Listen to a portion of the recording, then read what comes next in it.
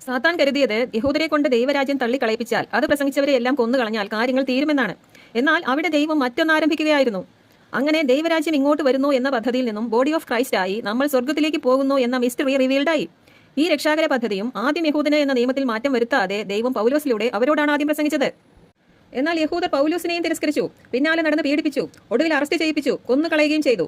ഇനി ദൈവം എന്ത് ചെയ്യണം? ഇവിടെയാണ് ദാനിയേൽ പ്രൊഫസിയിലെ 26-ാം വാക്യത്തിലെ ക്ലോസ് വാക്യങ്ങൾ നിവൃത്തിയാകുന്നത്. അതായത് അവരുടെ തിരസ്കാരം മൂലം AD 70 ആയപ്പോഴേക്ക് പിൻഗാമിയായ രാജാവായ ടൈറ്റസും അദ്ദേഹത്തിന്റെ റോമൻ പട്ടാളവും ജെറുസലേം ദേവാലയം നശിപ്പിച്ചു. അതിന്റെ ഒടുവിൽ ഒരു പ്രളയം പോലെ യഹൂദർ ലോകമെങ്ങും ചിതറി ഒഴുകിപ്പോയി.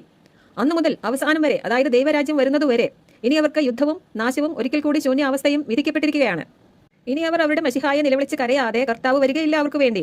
ദാനിയേലിനോട് 490 വർഷങ്ങൾ നിശ്ചയിക്കപ്പെട്ടിരിക്കുന്നു എന്ന് പറഞ്ഞപ്പോൾ തന്നെ എല്ലാം അറിയുന്ന ദൈവം 69-നും 70-നും ഇടയിൽ വരാനിരുന്ന ഈ ദീർഘമായ ശൂന്യാവസ്ഥയും അതിനിടയിൽ എഴുതി വെച്ചിട്ടുണ്ട്. പിൻഗാമി